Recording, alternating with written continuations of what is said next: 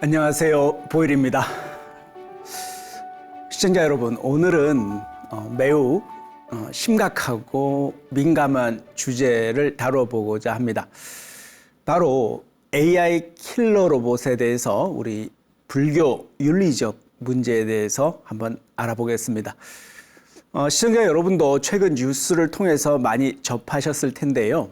현재 진행 중인 이스라엘 하마스 전쟁이나 이 우크라이나 전쟁에서요, 이 AI 무기 체계가 실전 투입되어서 많은 논란이 일어나고 있습니다. 최근 AI 기술이 군사 분야까지 적용되면서요, 이른바 자율 무기 시스템, 즉 킬러 로봇에 대한 우려의 목소리가 점점 더 커지고 있습니다. 과연 불교적 관점에서 우리는 어떻게 이 문제를 바라봐야 될까요? 먼저 최근 화제가 된 사례를 하나 살펴보겠습니다. 엄밀히 얘기하면 최근이 아니죠. 2021년이었죠. 뉴욕 타임즈에서요. 이스라엘군이 AI 기반 자율 암살 무기를 실전 배치했다는 장문의 탐사 기사를 보도했습니다. 2020년 11월이었죠. 이란의 수도 테헤란 근교에서 일어난 이란의 최고 핵과학자 모센 파크리자데의 암살 사건에 대해서입니다. 이 사건 이면에는요, 마치 첨단 스파이 영화에서나 볼 법한, 하지만 실제로 일어난 충격적인 이야기가 숨어 있었습니다. 이 사건이 주목해야 했고 특별한 이유는 무엇일까요? 바로 AI가 통제하는 원격 기관총이 사용되었다는 점이었습니다. 마치 정교한 비디오 게임처럼요, 이 1톤 무게의 첨단 기관총이 인공지능 통제하에 당시 작전에 사용되었습니다. 그 작전의 세부 내용을 한번 살펴볼까요? 당시 이스라엘 요원들은요, 이 원격 기관총을 픽업 트럭 위에 설치했었습니다.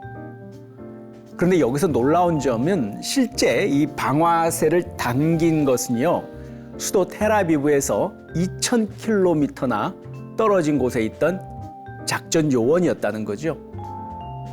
이 AI 시스템으로 이 표적의 얼굴을 0.3초도 안 되는 시간 동안에 바로 인식해내고요, 차량의 움직임까지 추적 보정해 가면서 13발의 총알을 발사했다고 합니다.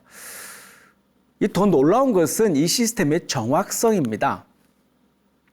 암살의 표적이 되었던 핵과학자 모센 파크리자데 아내, 그 아내는 바로 옆자리에 앉아 있었는데요, 전혀 다치지 않았다고 합니다.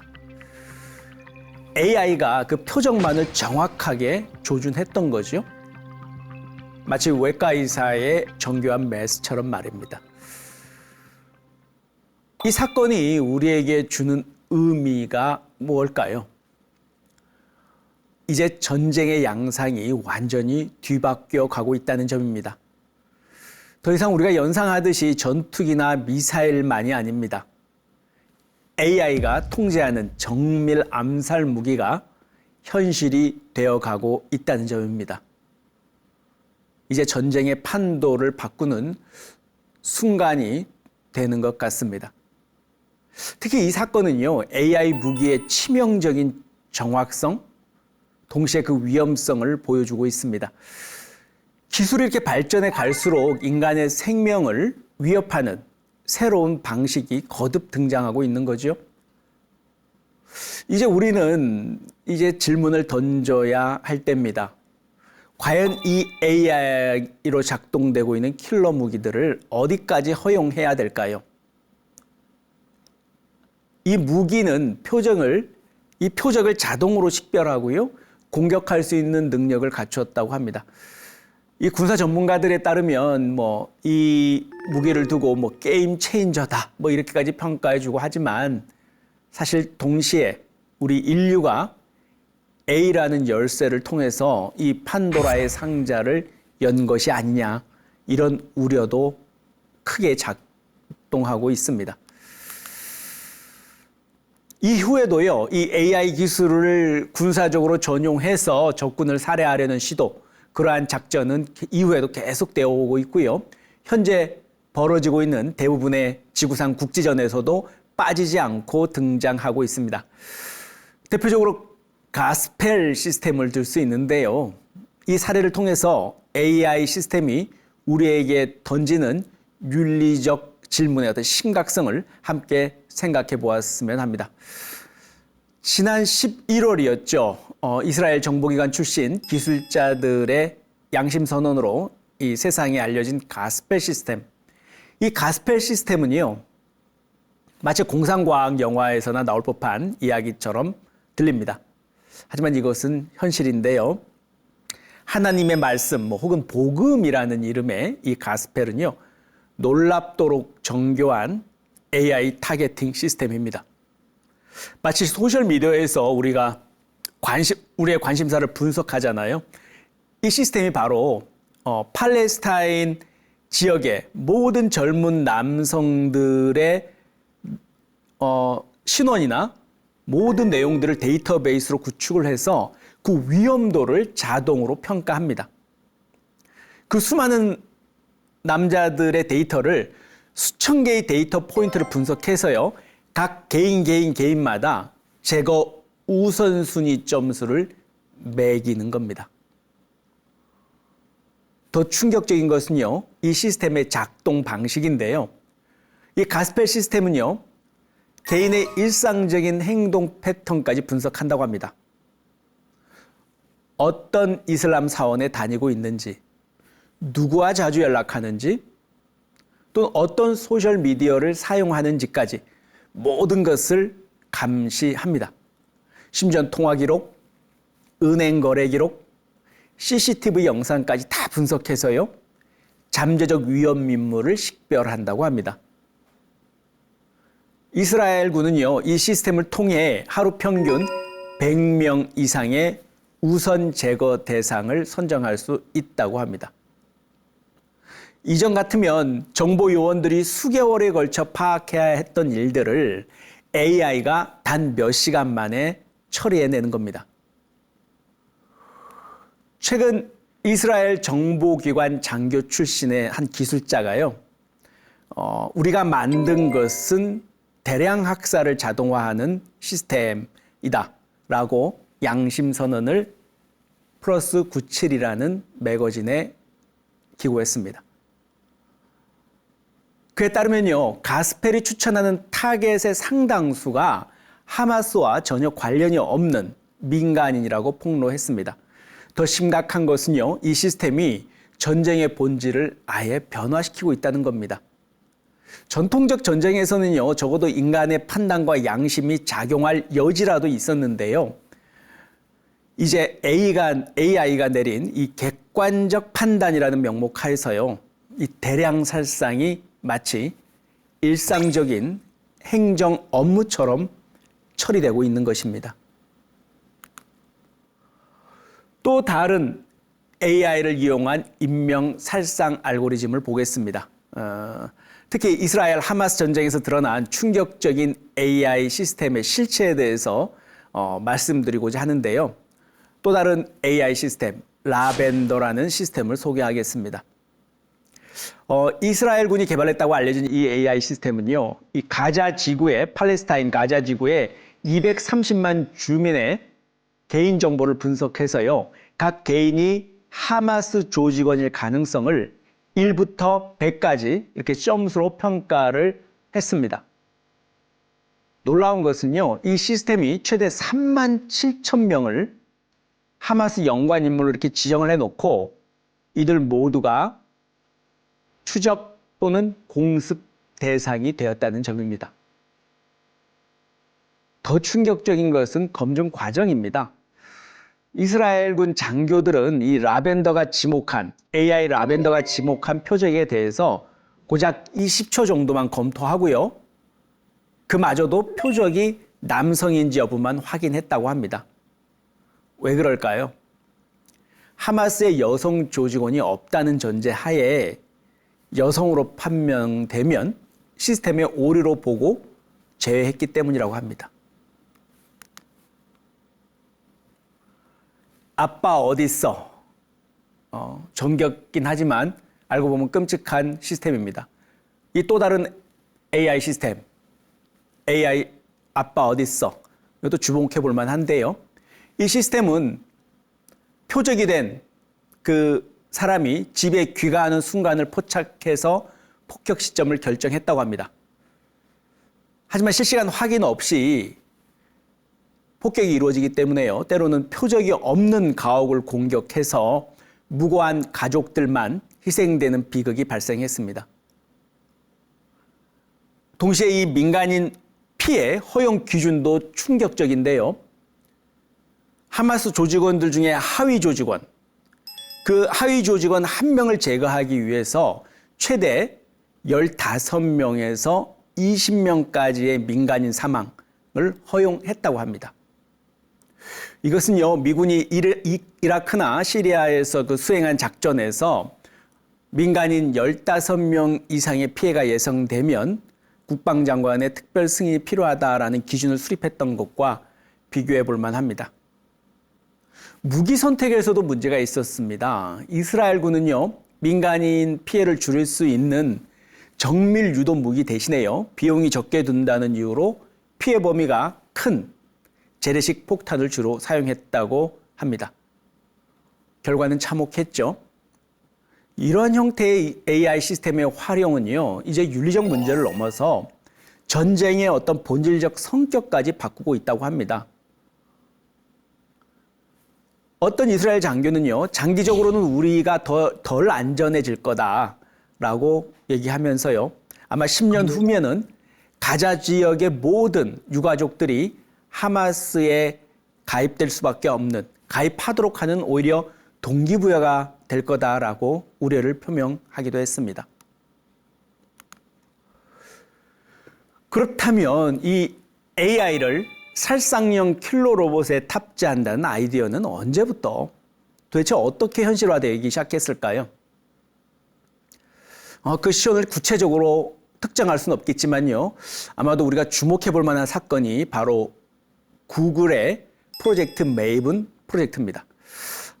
블룸버그 최근 보도에 따르면요, 미국의 군사용 AI 프로젝트 메이븐이 이미 실전에 배치되어 운용되고 있다고 합니다. 그 프로젝트 메이븐의 실체를 한번 살펴볼까요? 이 AI 시스템은요, 시간당 80개의 표적을 식별할 수 있다고 합니다. 인간 정보 분석관이 수개월에 걸쳐서 해야 할 일을 AI가 단 몇 시간 만에 처리하는 거죠.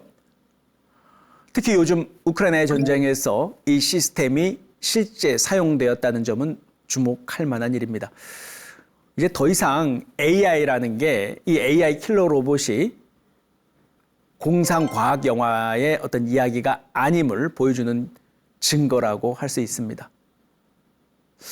여러분 혹시 2017년 기억하시나요? 이 스마트폰으로 SNS를 하고 AI 비서와 대화하는 것이 시작될 무렵이었죠. 당시에 구글에서는 매우 중요한 결정을 내립니다. 바로 미 국방부의 이 프로젝트 메이븐이 그 프로젝트에 참여하기로 했던 건데요. 이것은 이제 드론이 찍은 영상에서 건물이나 차량을 식별하는 것이었죠. 마치 우리가 사진 앱에서 얼굴을 인식하는 것처럼요. 하지만 이 기술이 군사적으로 활용될 수 있다, 이런 사실이 알려지면서 상황이 급변하기 시작했습니다. 2018년 구글 내부에서 폭풍이 불어닥쳤습니다. 약 4천여 명이나 되는 구글 직원들이요, 우리는 전쟁 무기를 만들지 않겠다라는 취지의 성명서를 발표하기에 이릅니다. 마치 핵물리학자들이 핵무기 개발을 거부했던 것처럼 구글의 엔지니어들도 양심의 목소리를 내기 시작합니다. 더 흥미로운 것은 그 이후의 전개입니다. 사실 구글은 2019년을 끝으로 이 프로젝트에 철수했지만요, 프로젝트 메이븐은 멈추지 않고 여전히 작동되고 있습니다. 다른 회사들이 이 사업에 뛰어들었고요, 또 주도권을 잡고 또 10개 이상 기업이 참여하면서 오히려 더 큰 규모로 발전해 나가고 있다고 합니다. 현재 실전에 투입된 AI 킬러 로봇 시스템 수는요, 사실 헤아리기 어려울 정도입니다. 대충 몇 개만 꼽아 봐더라도요, 우크라이나군이 사용 중인 델타 시스템은요, 아까 말씀드렸던 가스펠과 유사한 방식으로 작동합니다. 이 재미있는 건요, 이 시스템이 처음에는 나토의 군사 게임을 위해서 개발되었다는 점입니다. 마치 비디오 게임처럼 이 전장 자체, 실제 전장 자체를 디지털 맵으로 구현하고요, AI가 실시간으로 적군의 위치와 이 움직임까지 다 분석해냅니다. 이 외에도 중국에는 샤프 아이즈라는 프로그램도 빼놓을 수 없습니다. 그 중국 신장 위구르 지역에서 운영되는 이 샤프 아이 시스템은요, 가스펠 시스템보다 한 발 더 나아간 형태라고 평가받습니다. CCTV, 안면 인식, 휴대폰 추적, 심지어 DNA 데이터베이스까지 결합해서요, 잠재적 위험 인물을 식별할 수 있다고 합니다. 특히 이 시스템은요, 일상적인 행동 패턴도 분석해내는데요. 예를 들어서 특정 시간에 특정 장소에 방문하는 패턴, 이 패턴을 분석해내거나 특정 앱을 사용하는 것만으로도 그 위험도 점수가 오르내리고 합니다. 마치 신용평가 시스템처럼 작동하는데요. 그 결과는 훨씬 더 심각한 결과를 초래합니다. 그리고 마지막으로 러시아에서 개발 중인 프리즘 시스템도 빼놓을 수 없습니다. 지금 우크라이나 전쟁에서 활용될 것으로 예상되는데요. 이 시스템은요, 불완전한 데이터로도 개인을 식별할 수 있다고 합니다. 얼굴의 일부만 포착되던가요? 아니면 걸음걸이, 또 아무리 위장을 하더라도 그 체형만으로도 개인이 누군지 특정할 수 있다고 합니다. 바로 이러한 형태의 AI 시스템들의 가장 큰 문제점은 뭘까요? 바로 이 객관성이란 이름으로 대량 학살을 정당화할 수 있다는 점입니다. 그럼 이 문제에 대해서 전 세계는 현재 어떻게 대응하고 있을까요?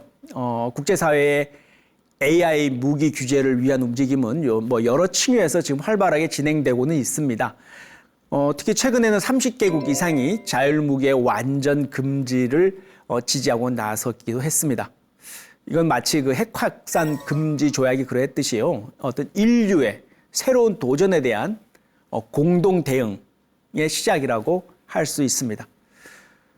또 주목할 만한 게 의미 있는 인간 통제 원칙입니다. 자율주행 자동차 요즘 많이 타고 다니시는데요. 운전대와 브레이크가 자율주행 자동차라고 해서 없는 게 아니잖아요. AI 무기에도 반드시 인간의 판단이 개입할 수 있는 안전장치가 필요하다고 할 것입니다.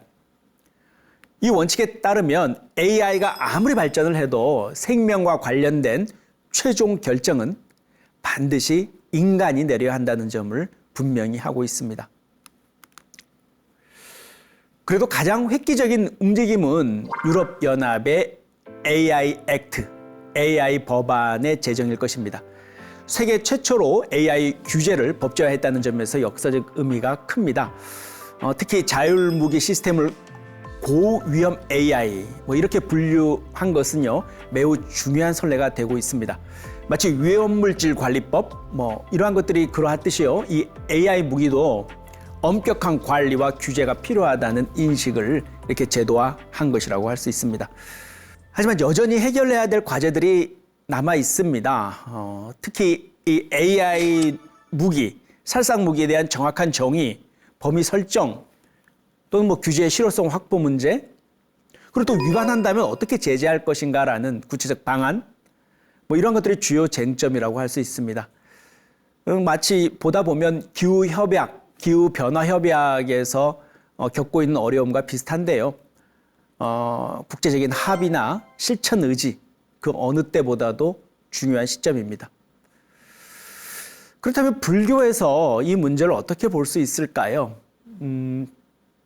여러분 아시다시피 불교의 첫 번째 계율은 불살생입니다. 모든 생명을 해치지 않는다. 이 근본 계율은요, 킬러 로봇이라는 새로운 도전 앞에서 어떤 의미를 가질까요? 여기서 우리는 한 세 가지 측면에서 생각해 볼 수 있습니다. 첫째는요, 킬러 로봇 자체가 불살생계를 직접적으로 위반하는 도구라는 점입니다. 생명을 해치는 것을 주 목적으로 하는 이 기계는요, 그 존재 자체로 불교의 근본 가치에 위배됩니다. 부처님께서는 살생의 업이 얼마나 무거운지를 여러 경전을 통해 거듭 강조하셨습니다. 두 번째는요, 이 살생의 업이 누구에게 귀속하는가 하는 문제입니다. 가스펠과 같은 AI 시스템이 선정한 타겟이 제거될 때 그 살생의 업은 누구에게 귀속될까요? 개발자일까요? 사용자일까요? 아니면 AI 킬러 로봇 자체일까요? 이것은 불교 윤리학의 새로운 연구 과제가 되고 있습니다. 세 번째입니다. 킬러 로봇의 존재가 인간의 폭력성을 더욱 강화시킬 수 있다는 겁니다. 폭력의 도구가 더욱 정교해질수록요, 우리의 비폭력과 평화의 가치를 이제 잃어갈 위험이 더 커지고 있습니다. 말씀드렸던 가스펠 시스템의 경우에요, 한 개인을 위험 인물로 판단을 하면 그게 어떻게 되겠습니까? 그 사람의 가족관계, 사회적 맥락, 역사적 배경 등 수많은 인연들을 단순한 위험도 점수로 다 환원시키는 겁니다. 이것은 이 존재의 상호 연관성, 영리의 법칙을 무시하는 폭력적 단절이라고 볼 수 있습니다. 가스펠과 같은 시스템이 누군가를 제거 대상으로 규정할 때 그건 그 존재의 불성을 근본적으로 부정하는 겁니다. 이것은 단순한 생명 파괴를 넘어서요, 깨달음의 가능성 자체를 부정하는 더 깊은 차원의 폭력이라고 볼 수 있습니다. 여러분, 오늘 우리는 이 AI 킬러 로봇이라는 그 현대 AI 기술의 어떤 산물이라 그럴까요? 이 기술에 대해서 불교의 오랜 지혜가 던지는 깊은 물음들을 함께 살펴봤습니다. 이스라엘의 가스펠 시스템부터 전 세계 각지에서 운용되고 있는 다양한 군사 AI 시스템들, 인류가 이제 돌이킬 수 없는 윤리적 갈림길에 서 있음을 보여줍니다. 우리 불교의 근본 가르침인 불살생과 자비의 실천은 이제 단순한 개인의 수행 차원을 넘어서 인류 문명의 존속과 직결된 문제가 되었습니다. 보다 심각하게 이 문제를 바라봐야 하는 이유입니다. 오늘 함께 해주셔서 감사합니다. 성불하십시오.